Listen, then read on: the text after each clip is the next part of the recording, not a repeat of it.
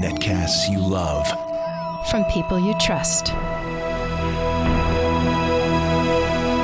This is Twit. The $200 smartwatch from Sony. Hello, Jason Howell, producer of TNT, all about Android, the GizWiz. So that's attractive. Did you have you tried the Samsung Galaxy Gear and the Pebble? And so I've not tried either of those. This is your actually. first. Yeah, it was the Never Whim, forget the your Whim first. 1 the Whim of days past, which Google now owns. Google now owns, and actually has some similarities with this, which I'll talk about in a second. That's kind of the wearable watch that I've used before.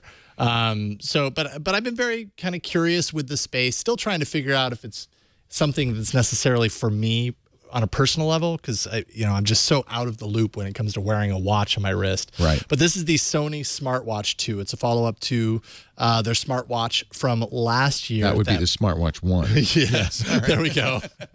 I'm happy I set that one up for you.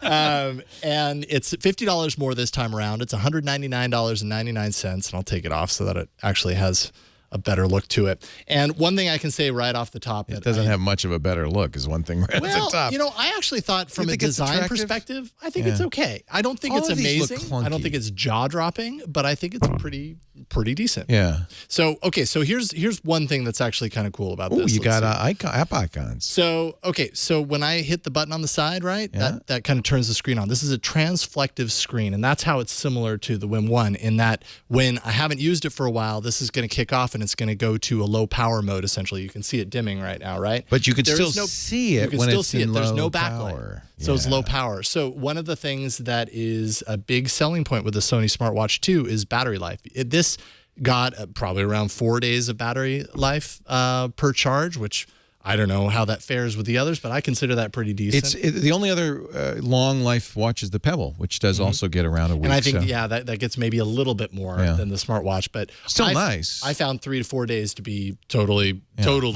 better than the Gear, which is about you can see on the side a micro USB port. Of course, really? It has so it's not a proprietary charge port. Of course, it's very hard to get open because it's got this little cover on it. It's in there somewhere. It is, I promise. There we go. Okay, so that's how you charge it. Right. Yeah, that's how you charge it. And also the cover is kind of, the price you pay for it being water resistant up to 3 feet and up to a half an hour. So that's kind of nice. So you hit the button on the side, it kind of turns on the backlight, right? And then we can kind of go in here. Now, what you'll notice is that the interface looks a lot like Android, and it works with Android devices. It does not work with iOS. Gmail, I see phone. Can you make a phone call from it? You can trigger a phone call. So there is no camera, no speaker, no microphone in the watch. It's purely, I guess, a notification device that tethers to your phone. So I could, pull up my address book here and go through it if I wanted to, although on this tiny little screen, it can be kind of a pain. Or I can, take a look at my call log. Maybe that's not the best thing to look at. But yes, I could absolutely go in here and trigger a call that syncs up on my phone. And, if I'm wearing a headset at that particular moment, it'll make a call. So that's kind of neat. But you can see they really kind of tailored this around the look and feel of Android, but it's not running Android. So, you have this like notification pull down, but so that's an email that you received. Yep. You can't respond to it there, though. There's some tweets that were about you. You can do things like archive. It really depends on what the app does. And that's one of the downsides, I think. There's up to 300, I think Sony says, apps designed for SmartWatch 1 that also work for 2, as well as some that are now tailor-made, I think up to 50 that are tailor-made for 2.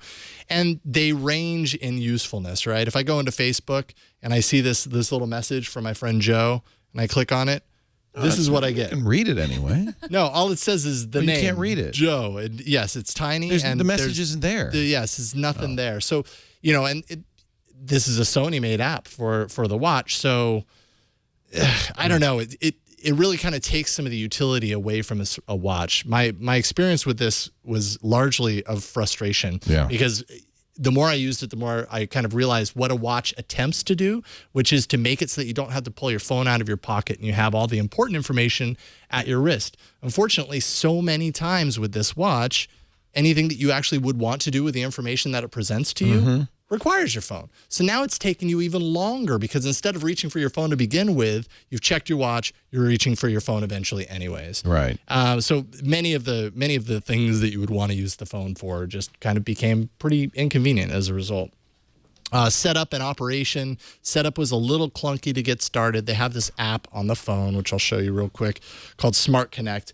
And it's not a bad app. When I hop into here, basically this is how you search for applications, right? You go into their search, you find, I don't know, custom clocks, do search, and then it pops you into the Play Store to kind of show you all of them that come up. And then I could, I could just opt on installing this directly, and that'll sync to the Seems watch. like a fairly big ecosystem. I guess that's the advantage of having been around for longer than almost anybody else. Yeah, exactly. And they have all the apps that were created for SmartWatch 1 in there already, so it looks like there's a lot. It's just a lot of the apps were very hit or miss as far as kind of actual usability and functionality. It has NFC, so it can pair with your phone through NFC, the initial pairing, and then all the communications done through Bluetooth. So that's kind of nifty. It has to be an Android phone? It has to be an Android phone. It does not work with iOS. No version iOS of support. Android? It has a 4.0 and above. Okay. Yeah. It has vibration inside the watch, which was kind of nice with notification. Obviously, if you're getting a ton of notifications, your wrist is going to be vibrating like crazy. I found refresh times for notifications to be very iffy. Even if I set it to check at a certain interval, a lot of times I just wouldn't get a notification, and then eventually it would kind of come through. And even if it did, what can I do with it now? Nothing. I just know that it's there, and now I have to go to my phone to do anything else with it. You're describing, by the way, pretty much every smartwatch yet. Yeah, I think what I've realized They're through all this, about the same. and I would love to use more to see if my view on it, is the same, is that I think what people want out of a smartwatch is very different from what's possible out of a smartwatch. People want a smartwatch to be very useful from okay, here's the information that, I would otherwise see on my phone and now have it on my wrist. But then your inclination is to then act on that and to do something with that. The problem is smartwatches are very small screen. There's only so much that you can do in this tiny little screen real estate to be very useful in that regard, and you're going to have to pull out your phone anyways. So I don't know if our smartwatches are ever going to be exactly what people want. And to get decent battery life and to keep the size reasonable, it's hard to put speaker, microphone, touch screen that you can actually, type into. All of that stuff's difficult in a watch, and I think this is the challenge of this particular form factor that nobody seems to have licked. Absolutely. Someone may come along and really, really tackle it. And I see what Apple does. There are elements of the smartwatch that I do like. I think the design, it actually fits your standard 24mm watch bands. So good, because that's an ugly ass band. Yeah, this is the one that kind of comes with it. They have different colored ones. These all have these. So does it have any health things like a pedometer? Can it measure your heart rate? Yes, there are some health. No, apps. It doesn't measure your heart rate, but it does measure your footsteps. But it does have the capability of syncing to some apps that are around fitness. But, I didn't check for something that actually measured footsteps, and I doubt... Something actually useful. I doubt off the top of my head that the watch has that built in. It would probably be detected through your phone and then transmitted to your watch, which... your phone often does. Yeah, exactly. So pros and cons. All right, pros. I'd say the design was probably one of the pros in this regard. I think it looks okay. Generous, I'm being generous, but honestly, when it's on your wrist, geeky. They're geek jewelry. They're all big, but I don't think it looks horrible. The Galaxy Gear, from what I've seen on wrist, looks god-awful. So this is kind of a step up, I think, from that. Let's see here. Transflective display is very cool, kind of that low-power, always-on display. Very nice. And the battery performance, I thought, was great. The cons, clunky setup, and the UI just has some real issues and kind of, jaggedness throughout.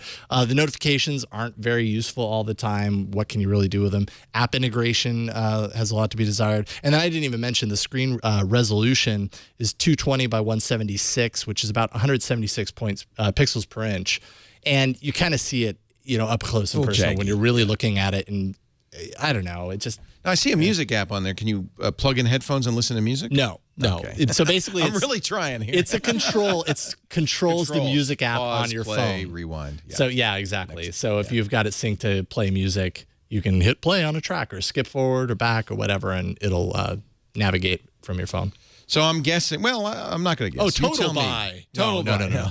I would say don't buy. I think there are some good things here, but $200 is a lot to spend on kind of an extension of your notification tray on your device. I feel like everybody's trying to solve this and nobody has yet. Totally. I completely agree. Yeah. That's the Sony SmartWatch 2. Their second in a continuing series.